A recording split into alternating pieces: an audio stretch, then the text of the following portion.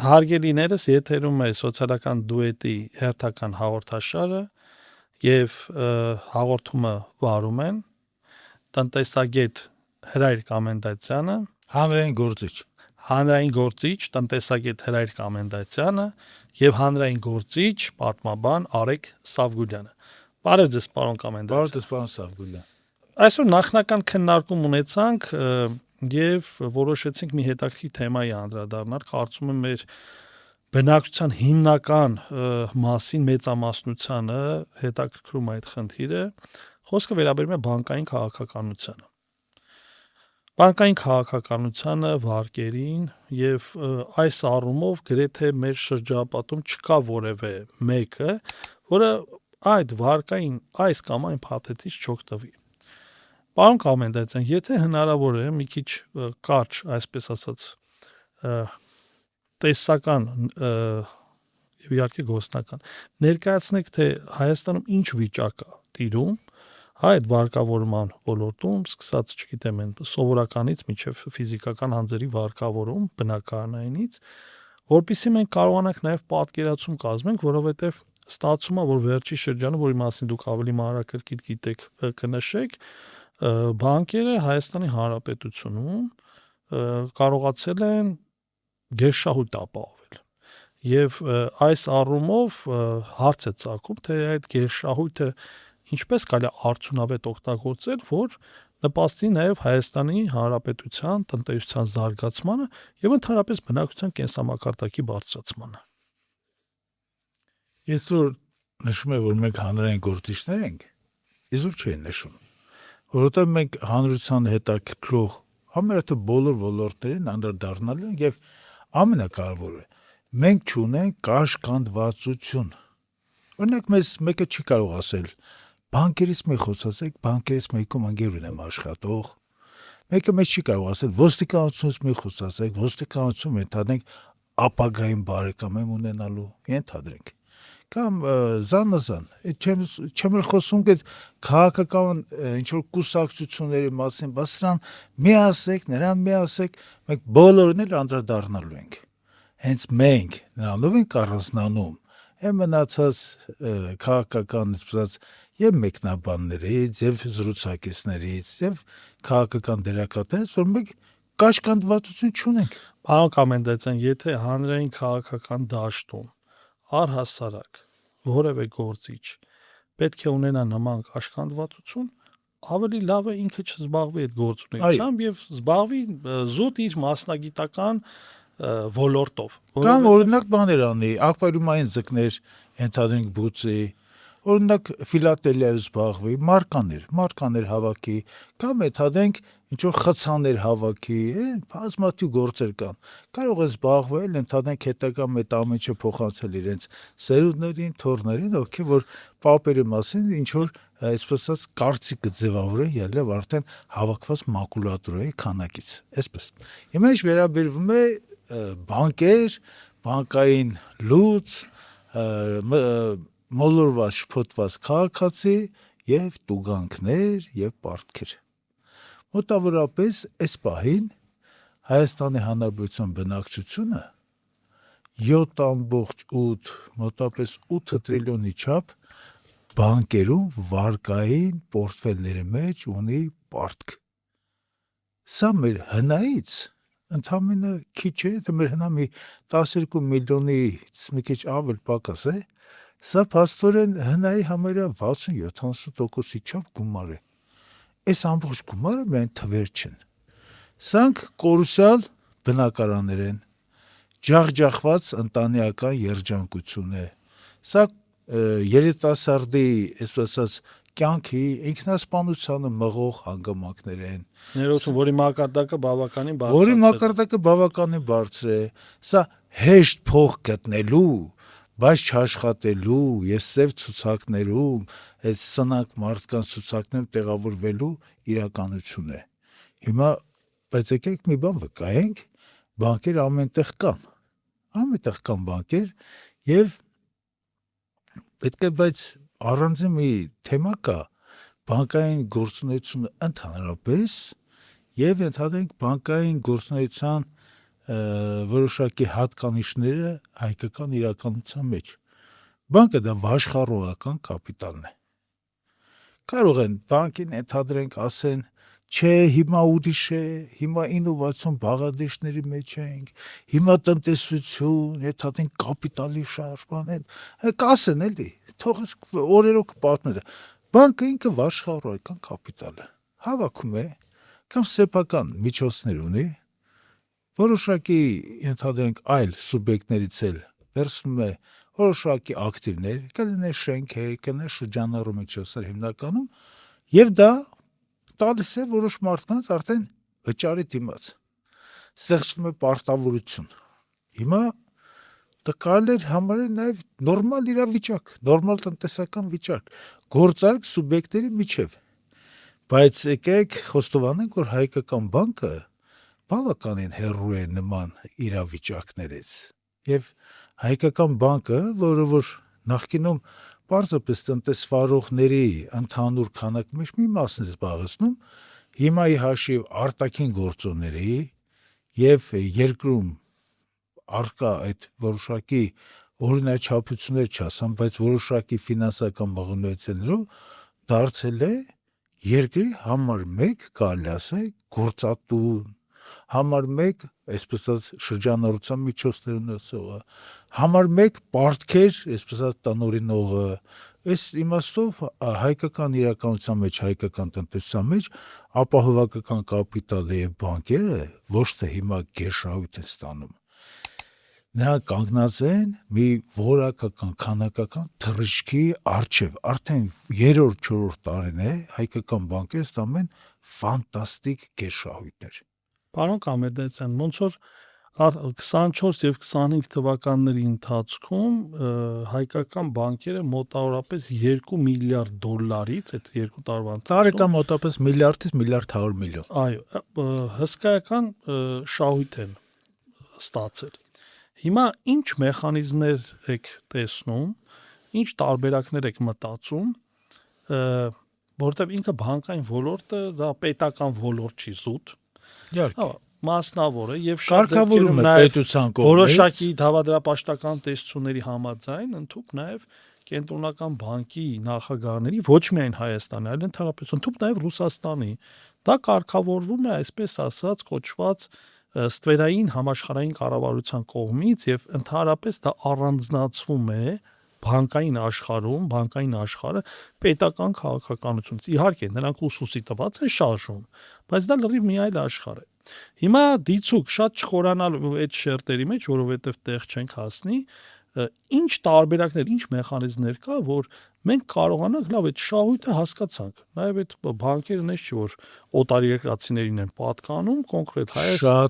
շատերը պատկանում են օտարերկրացիներին։ Այս պարագայում մեր ձեռքերը ուրեմն շղթայված է։ Մեր ձեռքերը չի կարող շղթայղզեն, որտեղ ես մեր զրույցի սկզբում ասացի, մենք հանրային գործիչներ ենք։ Ի նկատի ունեմ Հայաստանում փորձ անել բանկերի վրա պետական մակարդակով ճնշում գործադրել, որպեսզի սպասեք, ճնշման կարիք չկա, բայց բանկերը ունեն սոցիալական պատասխանատվություն։ Սոցիալական պատասխանատվությունից բանկերը, գերշահույթ ձեռք բերող բանկերը, որոշակի մասով կարելի ասել խուսափում են, որովհետև եթե հայ քաղաքացին վարկերով, պարտքերով երեխա է մեծացնում, այդ երեխան գնում է սահմանի ծառայում է, չէ, պաշտպանում է երկիրը, տարածքային ամբողջականությունը, ինքնիշխանությունը եւ մեր տնտեսական ազատությունները, չէ, այս իմաստով բանկը ունի պարտավորություն։ Հիմա այս պարտավորությունները քննարկելու համար մենք ինչ պետք է անենք։ Պետք է գործիքներ ունենանք։ Կան գործիքներ կենտրոնական բանկի կողմից, որ օգտագործում են իբր թե, բայց այս գործիքները հիմնականում զանազան կանոնակարգեր են, դրանք պարզապես բանկային համակարգում աշխատանքները կարգավորելու եւ որոշակի իմաստով բանկային գործունեությունը ինչ-որ սահմաններում պահելու համար են իրականացվում։ Այսինքն կենտրոնական բանկը ավելի շատ արբիտրի դեր է կատարում։ Այո։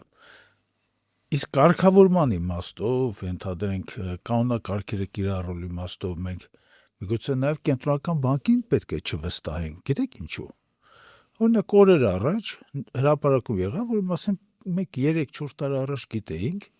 կենտրոնական բանկի աշխատակիցը մոտապես 120 միլիոն դրամի ոսկե դրամներ էր գողացել կենտրոնական բանկի պահոստից։ Siz բա պատկերացնում եք, Աբսուրդի շարքից է։ աբսուրդի շարքել չէ, ընդ որում գիտեք ով։ Ով որ պետք է վերահսկողություն իրականացնել բնականաբար։ Դե իրեն կալացով վերահսկողություն է Դուք պատկերացնում եք, փաստորեն մետաղորսիչների, ենթադրենք անձնական մարմնի, ենթադրենք քննության, ենթադրենք վերահսկողության, այս ամբողջ աշխատանքը փաստորեն այն մակարդակի է եղել, որ այս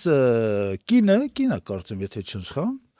այս կինը մոտապես 120 միլիոն դրամ, մի քիչ երևի ավել նույնիսկ։ Այդքան ոսկի է գողացել կենտրոնական բանկից։ Օրորի ոսկին թանկանում է, որ տարելը հաստատ ավել եղի։ Այդ մի հատ հայկական խոսք կա, այս սերմնացուն գողացող մկան մասին, փաստորեն մենք հանձինս այդ աշխատակցի կենտրոնական բանկում դուցենք ոսկի գողացող ինչ-որ մուկիկ։ Պարոն Կամենդացյան, իսկ կարող է ինքը եղել է համակարգի նվիրալներից եւ անցալելով, որ կենտրոնական բանկի պաշտպանվածության մակարդակը այդ աստիճանի չի։ Մի առանձին տեղ, իր տանը ավելի հարմար է կամ իր նկուղում կամ ձեղնահարկում ավելի ապահով։ Միգուցե։ Ամեղության կանխավարկածը փորձենք պաշտպանել։ Ընդհանրապես քան որ հասանք այս թեմային, մի հետաքրքիր բան ասեմ։ Կենտրոնական բանկը, Հայաստանի կենտրոնական բանկը, այդ հուշադրամների մի սրահ ունի, այդ հուշադրամները վաճառում։ Կենտրոնական բանկը դրա հետ գործ պետք է չունենար։ Տարիներ առաջ Հայաստան Հանրապետությունը ուներ լիազոր դիլերներ, մի 5-7 լիազոր դիլերների, այս լիազոր դիլերները կենտրոնական բանկի ստամենատապրանքները ենթադրենք դրամագիտական վաճառում են, կենտրոնական բանկը ծախս չէր կատարում ոչ աշխատողների, ոչ ենթադրենք ապահովագրության, ոչ ոստիկանական ծառայության այդտեղ իրականացնելու, ոչ ենթադրենք գների շեշտակի տատանումների դեպքում թանկարժեք մետաղների ոչ էլ այս թեման կար վաճառածը փաստորեն օրվա ընթացքում վաճառածը բարձում է 2 քան չպետք է վաճառեն որտեղ գինը բարձրացել է ընդհանրապես կենտրոնական բանկի այդ դրա հուշադրամների վաճառքից զբաղված կետը որ կա դեղատան փողոցում լավ տեղեկացված է այդ կետը ընդհանրապես պետք է փակվի որտեղ այդտեղ բանկի ընդհանրենք դրամագիտական արժեքներից բաց չոր գրքեր են վաճառում, տուփեր են վաճառում, եսի միջեր են վաճառում, լավ թողենք իրենց այդ իրենց գողերի հետ միասին։ Հիմա բանկերը ինչպես ստացան այս գումարները, այս միլիարդների չափ։ Ռուս-ուկրաինական բախումը բերեց Հայաստան բազմաթիվ ռելոկանտերի։ Այս ռելոկանտերը հենց եկան, այդ մեր բանկերը ասեցին լավ, ասրանց լավ առիթ մարդ թալանելու։ Հաշվի բացումը, որ Հայաստան Հանրապետություն ձրի էր, դարձավ 15,000 դրամ։ Մեկ ժամվա ընթացքում։ Կանխիկացումը կներեք, կանխիկացումը Հայաստանի Հանրապետություն զրամբողջ 2% էր։ Առանձին վալյուտաների գծով կանխիկացումը դարձավ 5%։ Դուք պատկերացնում եք 25 անգամ բարձրացնես սպասարկման վճարը։ 25 անգամ։ Պատկերացեք, ես ցանկացած բան պրոյեկտում հացի վրա։ Ցանկացած բան։ Պատկերացեք, եթե հացի հիմարժի 300 դրամ, չէ՞։ Վաղը դարժի 7,500 դրամ։ Դա նորմալ է։ Այդ պետության պատասխանատուն կենտրոնական բանկում ծվարած այդ 700 հոգի մարդ կա այսօր աշխատող կենտրոնական բանկում։ Ինչ են աշխատում, այդ ինչ են ստուգում, համ իրենց մոտ են գողանում, իրենց շեյքում են գողանում, համ էլ տնիկ դրսում են գողանում։ Սա խայտարակություն է։ Կատակը մի կողմ իրոք զավեշտալի է, եթե կենտրոնական բանկը ինքը պետք է վերահսկի ողջ այդ ֆինանսական բանկային քաղաքականությունը եւ դրանից զուտ նաեւ այդ ապահովագրական կազմակերպությունները կա, որոնց ուղղությամբ գրավատները, դերետան բավականին այդ բանը ոլորտը մեծ է եւ հենց բանկում տեղի ունեն։ Գիտեք ինչ, այս ճակերտյալ իրական Հայաստանի պարագայում ամեն ինչ հնարավոր է, հիշում եք անցած տարի նաեւ քննչական կոմիտեում $560,000 անհետանալը։ Այո, բան այդ չվարվող, չհրկիզվող պահարանից բանը Ավելի լավ չէր հրկիզվեր, ընդհանրապես այդ process-ը չլիներ, քանց թե չհրկիզվողից գումարը տանել։ Օրինակ քնչականի դեպոզիտային հաշվին այդ գումարը, այսպես cash գումարը, այդ $560,000 դրված էր եւ պատկերացնում եմ նաեւ այդ քննիչի հոգեվիճակը, եթե սոցիալապես բարձր մակարդակ ունեցող պետություն լիներ, օրինակ եվրոպական, միգուցե նաեւ դատարանում կարողանային արդարացնել, թե այդ մարդը ինչ ապրումների մեջ ա եղել այդ մի ամսվա, երկու ամսվա ընթացքում, երբ տեսել է անընդհատ, որ այդ $560,000 դրված է այդտեղ, համեմատական է կատարել իր 15, 20, 30 տարվա եկամուտի կամ աշխատավարձի հետ եւ գնացել է այսպես ասած սխրանքի եւ որոշել է այդ գումարները յուրացնել։ Դա սխրանքը եթե վերջանալու ընդհատենք հաջողության գրանցման, միգուցե կարելի է սխրանք համարել, բայց եթե դա ավարտվել է ձերբակալությամբ, հետագամ իր ընտանիքի, իր ակտիվների հետ կապված է ողբերգությունները, դա սխրանք է, դա անմիտ հիմարություն է։ Անմիտ հիմարություն, պարզապես անմիտ հիմարություն։ Հիմա բանկերի հետ կապված մենք արձանագրում ենք, որ այս մարդիկ աչքից սուրմա թռցնող, տես մի հայկական արտահայտություն կա։ Այսինքն, երբ որ դու ստեղծում եմ իրավիճակ, դու պատրաստ ես գնալ, ընդհանենք արկածախնդրության, պատրաստ ես մտնել ուրիշի գրպանը, պատրաստ ես ընդհանենք նախորդ օր իրականացող ծառայության գինը գիշերվա ընթացքում, ընդհանենք բարձրացնել 25 անգամ, 30 անգամ։ Խայտարակությունը հասել է այնտեղ, որ այդ սակագնային պլանները, սակագնային ընդհանենք պայմանագրերը, որ կնքվում են, այնտեղ մանր տառերով ինչ-որ բաներ ա գրված, վերջում պարզվում է, որ այդ մանր տառերով գրված բաները ամենակարևորն են այդ պայմանագրի մեջ։ Խայտարակությունը հասել է այնտեղ, որ փաստացի տոկոսադրույքը, ընդհանրենք վարկային պայմանագրերի, այդ անվանական տոկոսադրույքից, գիտեք, 10 անգամ տարբերվում է։ 7% կնքում են անվանական ընդհանրենք պայմանագիր, չէ, մեկ է պարզվում է ռեալ փաստացի տոկոսադրույքը կազմում է 30%, 40%։ Բանկերից գալի մասը որ աշխատողները իրավաբաններն են, գիտեք ինչու, որտեղ այն կարգի հարամություն է այստեղ տիրում, որ քաղաքացիները ոչ թե ժողովրդի լեզվով ոչ թե քաշվում են։ Այն երկու ոտով ընկնում են ընդհանրենք բան մեջ, արևի մեջ։ Այո։ Թակարդը լավ է։ Թակարդը գիտես որ գոնե դու ես վնասվում։ Այս բանկային ընդհանրենք փոստի մեջ ընկնողը վնասում է ինքը, իր երեխեքը, իր ամուսնությունը, իր այն ամբողջ վարկը, իր համարումը։ Մարդ գիտեմ այսօր, որ մայր գումարը, չէ, վաղուց վճարել է մայր գումարը, տոկոսների կեսնել է վճարել։ Այդում այդ տոկոսները, որ մայր գումարի վրա իբր թե հաշվարկվել են, մայր գումարից 2-3 անգամ ավել են։ Այն օրը գնացել էինք մեր ընկերների հետ Հայակվեի Արմավիրում։ Մի քաղաքացի եկել է, ինչ որ 3 միլիոն դրամի վարկ ունեցել, այս 3 միլիոնից համարյա վճարել է մի 4.200.000 արդեն վճարել է, ասում է հիմա էլ դատարանը մոտապես 1.800.000-1.600.000-ի հայց է ներկայացնում, ասում է ինչ անեմ, ասա ինչ պիտի անես, ոչինչ էլ չես կարող անել, դու եթե հայկական բանկի հետ գործ ես բռնում, չէ, դու արդեն քաշված ես։ Այսինքն բանը բանկային քաղաքականությունը ավելի շատ նմանվում է պատժիչ ինչ որտեղ հարկային քաղաքականության, հարստահարման ավելի շուտ հարստահարման հարկայինը թողենք հանգիստ,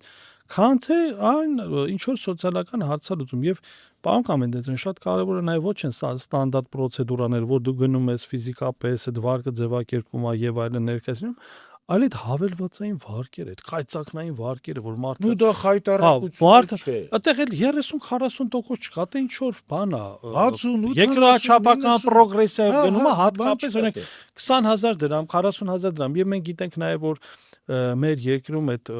խաղամոլները շատ են եւ դա շատ գրավիչ առաջարկ է իրանց համար, ոչինչ, այդ 20,000-ը կարող է դնեմ մի 2 միլիոն, 3 միլիոն աշխատեն, բայց այդ ընթացքում արդեն այդ 20,000-ը դարավ 100,000։ Եվ անցած տարիներ, հա, կառավարությունը փորձեց էլ ինչ որ մի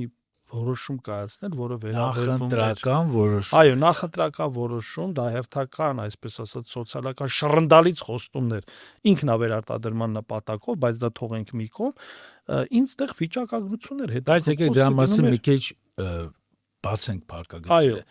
դա վերաբերվում էր միջև 1 միլիոն դրամ, Այո, 1 միլիոն դրամից ավել ժամկետանց պարտք ունեցողներին, այո։ պետությունը ինչ է ասում։ Հələ պատկերացրեք, այս ոչ թե այստեղ տրամաբանություն չկա։ Սա ընդհանրենք մի կասկածելի հիմնարության կվինտեսենցիան է։ Գագաթ ասում է, որ դու ժամկետանց պարտք ես ձևավորել։ Արի գիտես ինչ անենք։ Արի դու ընդունի աշխատանքի ինչ-որ միտեղ, այդտեղ ստացի աշխատավարձի հետ համապատասխանաբար եկամտահարկի պարտավորություն, դու պետք է պետության վճարես կամ գործատուն։ Ես կստանամ այդ գումարը, լսեք ինչ ասում, եւ կտամ բանկին քո պարտքից կմարի։ Դու ինչ գործ ունես վարկ վերցրած, վարկը տապալած, հետադեք մեծ մասամբ խաղամոլների հետ, թմրամոլների հետ, կամ բանկը փող չունի, դու ասում ես, արի քաղաքացի, ենթադրենք դու մտի աշխատանքի, ես բանկին կփակեմ, բանկին կտամ։ Ինչի համար։ Կարանք մենք ենթադրենք, որ բանկում կա լոբինգ, կառավարությունում կան մարդիկ, որ բանկերին լոբինգ են անում, եթե հետքերի համար, որպեսզի շատ մարդիկ կարողանան հանգիստ այս բանը իրենց մեջ վճռեն, թե ինչպես դա կարող է լինել, ասեմ, ամենախոշոր բանկը թող Հայաստանի վարկային պորտֆելի մասով, շահույթի մասով թող այդ ամենաշատ ստացողին ընդհանրենք ուսումնասիրեն, մեկ ուսումնասիրեն կառավարության կազմը Հայաստանի Հանրապետության, այստեղ մարդ կա, որ այդ բանկից է գնացել կառավարություն։ Անուն ազգաններ չտան, Այո։ ուսումնասիրությունը կատան, շատ արագ կպարզվի, ընդհանրենք ով է, երբ է, ինչ է, այս հարցերը Պարոն Կամենդայցյան, այնտեղ կարևոր բան էր հանգամանքի դուք նշեցիք, բայց քանակը չնշեցիք։ Խոսքը գնում էր մոտավորապես այդ կարգավիճակում եղող 200,000-ից ավել քաղաքացիների մասին։ Հիմա սա ընդամենը 5,000, 6,000 հոգին է օգտվել այդ հնարավորությունից։ հիմա խնդիրը այլ տեղ է։ Եթե Հայաստանի Հանրապետությունում մենակ այդ հատվածը 200,000-ը կազմում, կոպիտ ասած մենք կարանք պատկերացնել, որ կես միլիոնից ավել մարդ վարկ ունի այս երկրում։ Այսինքն վիճակագրություն հիմա չկա։ Զուտ մենակ այդ կարգավիճակում, հա, ասենց ավտոմատ գումարելով ստանում ենք մոտավորապես այդ տիպը։ Հիմա խնդիրը հետեւյալն է։ Եթե այդ մարդը հայտնվել է սեր ցուցակում, փոխարեն կառավարությունը, մենք դեմ չենք, որ կառավարությունը դրական քայլեր անի, որ 200,000-ը դուրս գա սեր ցուցակից, անկախ նաև այդտեղ այն շերտը, որը նաև իհարկե խաղամոլության կամ այլ արդյունքներում հայտնվում է։ Հիմա թողենք այդ պահը, որտեղ կոնկրետ վիճակագրություն չկա, քանի տոկոսն է դա կազմում, բայց այստեղ ուրիշ խնդիր է։ Եթե 100,000-ավոր քաղաքացիներ հայտնվել են այդ վարկային թակարդում, կառավարության խնդիրը լրիվ ուրիշ պետք է լինի։ Ինքը պետք է մշակի հատուկ քաղաքականություն, հայեցակարգ պետք է մշակի ռազմավարություն, ոնց անի, որ այդ քաղաքացին չընկնի այդ սև թակարդը, այդ սև ցուցակի մեջ չհայտնվի, նոր հետո դրա հիմքի վրա կատարի իր բարեփոխումները։ Եթե ինքը կոպիտ ասած արհեստական լուծում է տալի, ասում եք խաչ քաշենք, այս հարցը լուծենք, լրիվ ընկալեցի ձեր մտահոգությունը, այդ հայեցակարգը մշակելուց հետո պետք է քննարկվի, չէ՞, եւ որոշվի դա կիրառել թե չկիրառել, թե քննարկման ժամանակ որոշողի գլխավոր աթոռին նստած է բանկային լոբինգի, այսպես ներկայացուցիչը, դեսպանը, կարելի ասել լիազոր եւ արտակարգ դեսպան նստած է, ինչ հայեցակարգ։ Հետևաբար ես ձեզ ասեմ, մի րոպե։ Քննարկումը լինելու հետեւյալք է, մասնագետներ են գալիս բանկային համակարգից, կենտրոնական բանկից, այն որ եղած բաց են թողում, որ մկները ոսկները տանեն։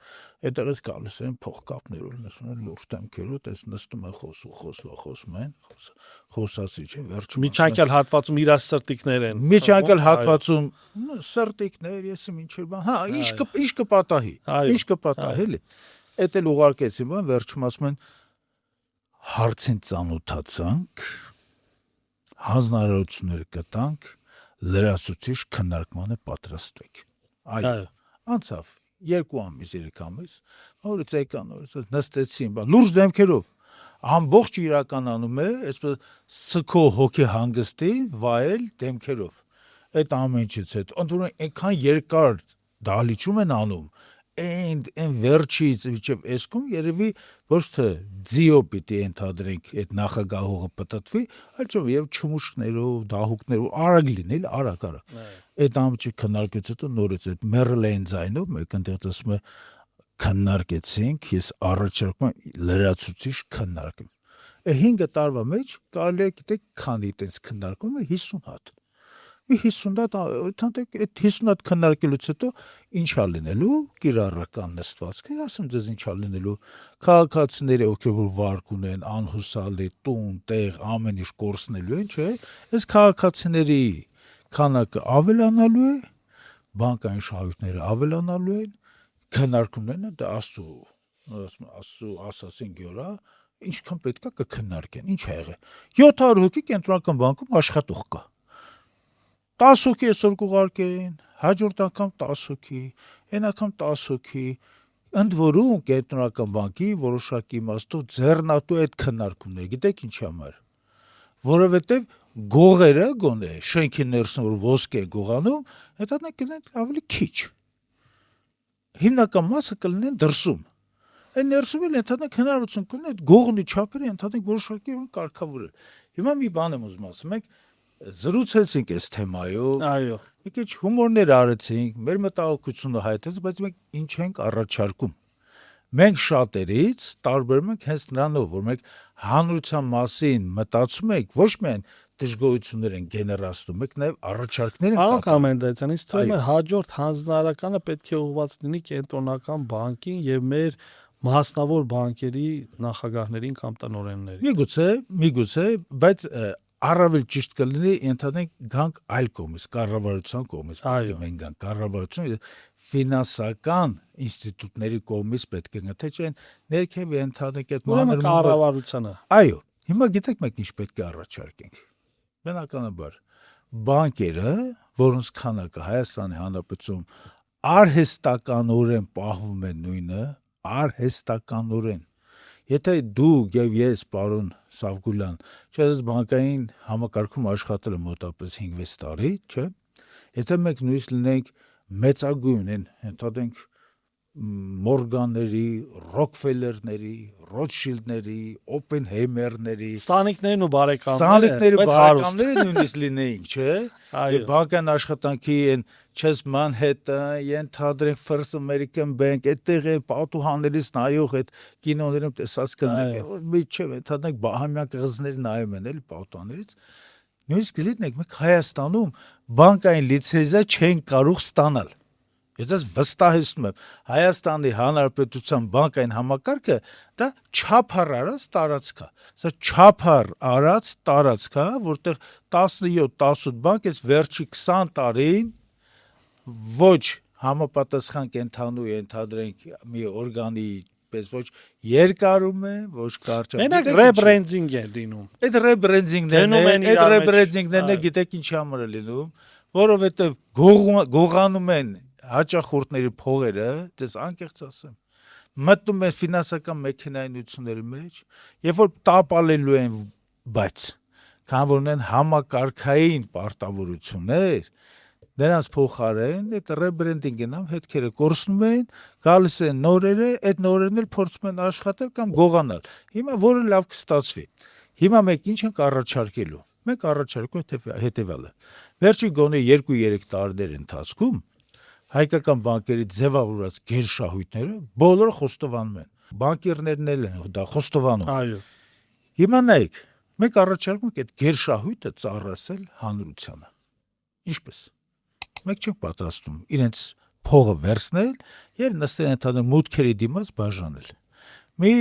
բլոգեր կա, այն զանազան ինչ-որ դաջվածքներով, բաներով, այդ գալիս է փողերը շպրտում է, ընդհանրենք այն սպეციფიկ ձայնով, ընդ որում քաղաքական սպეციფიկ ձայնին, մեկ հոգու։ Դրա ձայնով ոնց որ գոռում է, ճովում է, փողը բաժանում, հետո գալ լացում, ասում է, եկել դու գանել են, հետո ես, հետո այն։ Մենք այդ ճանապարհը մերը չի։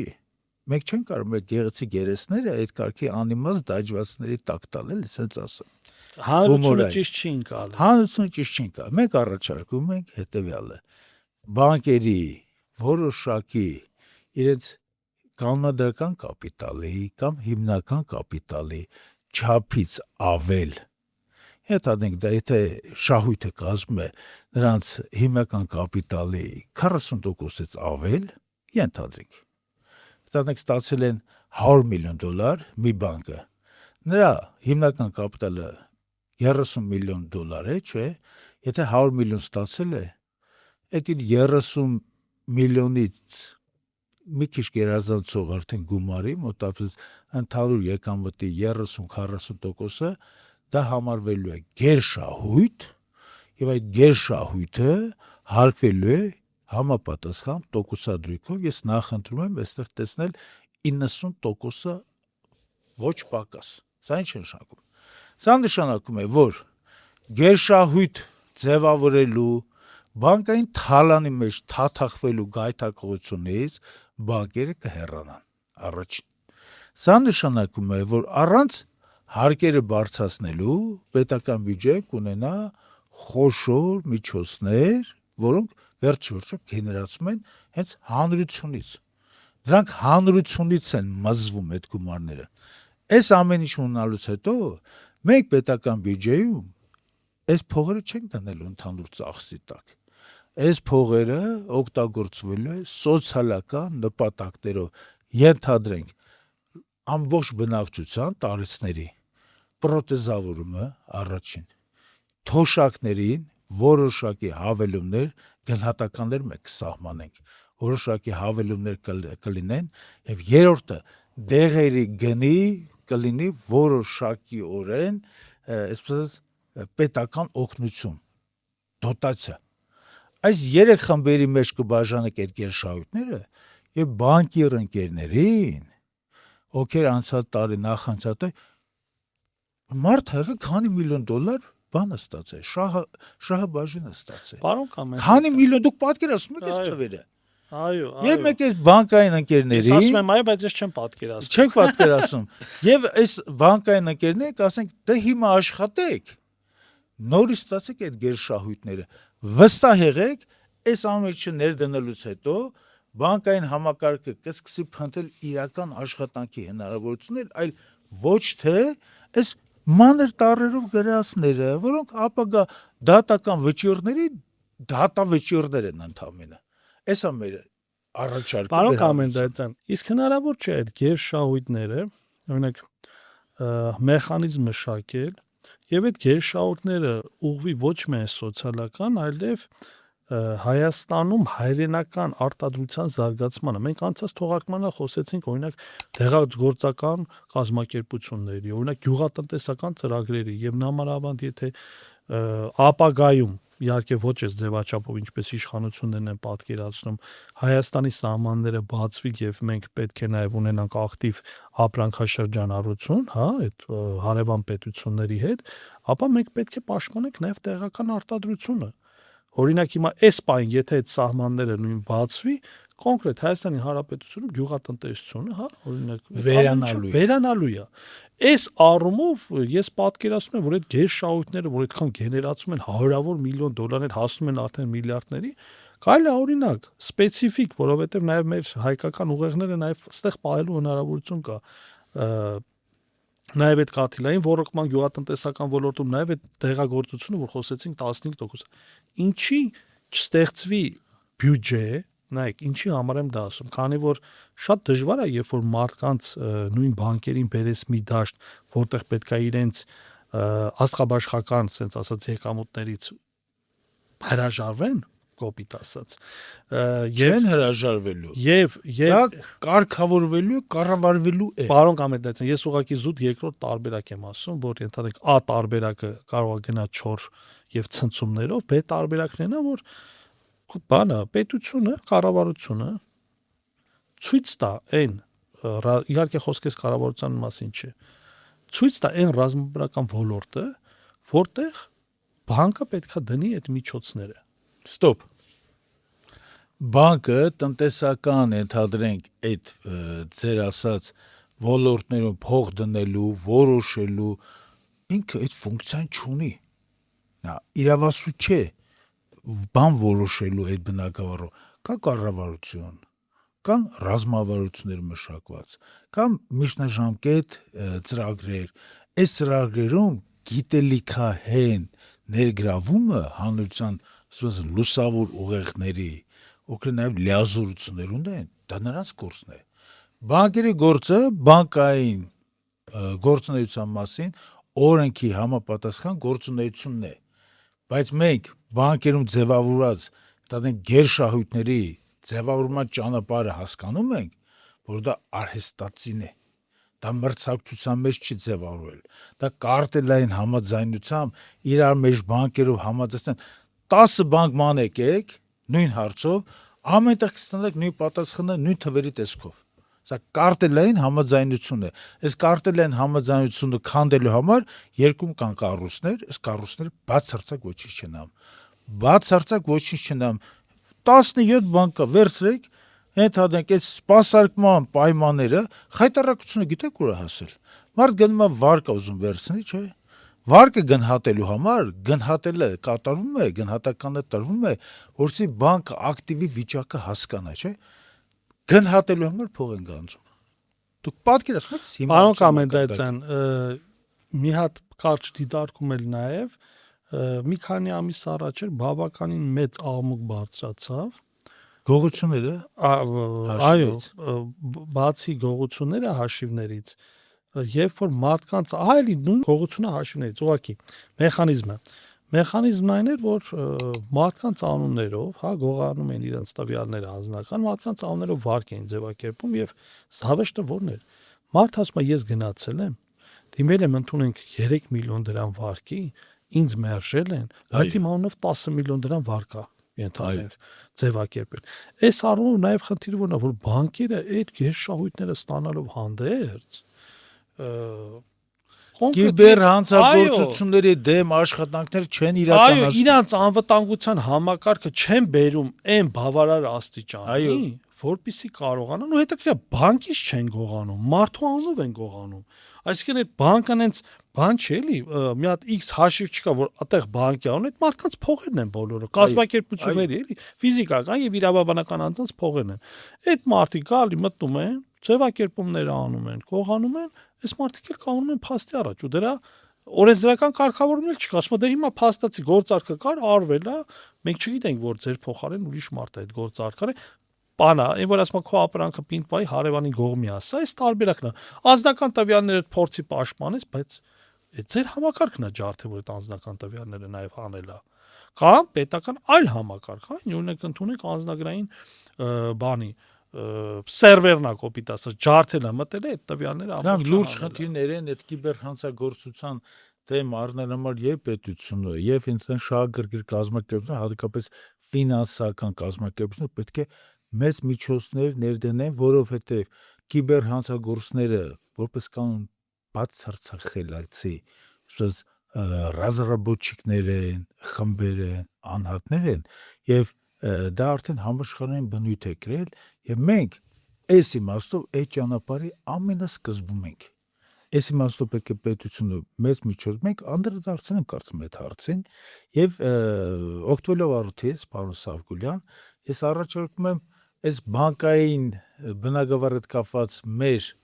առաջարկները նորից ֆիքսենք, որ մենք պահանջում ենք, որպեսզի բանկերի գերշահույթի նկատմամբ իրականացվի լրացուցիչ հարկային մոդել, լրացուցիչ հարկատեսակ սահմանվի գերշահույթի։ Կարող է նա մի տարի չլինել, 2 տարի չլինել, բայց երբ եղավ գերշահույթ, երբ գնահատվեց այդ գերշահույթը, դա հեշտ գործ է միջալյուց։ Մենք պետք է այդ ժամանակ կիրառենք այդ գերշահույթների համապատասխան հարկային, այսպես ասած, ծանրացումը,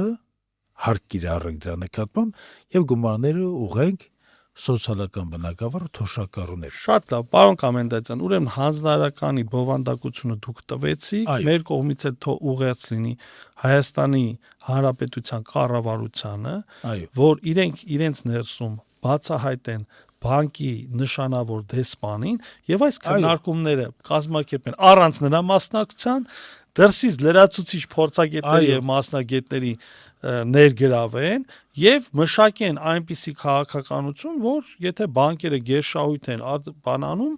ստանում, ապա այդ գերշահույթը կոնկրետ հարկատեսակով պետք է հարկվի։ Եվ այդ հարկից առաջացած միջոցները պետք է ուղղվեն երկրում սոցիալական, տնտեսական ծրագրերի զարգացմանը։ Այո, պարոն Սարգսյան։ Այսօրվա հաղորդումը եկավ իր տրամաբանական ավարտին, նախատեսում ենք նաև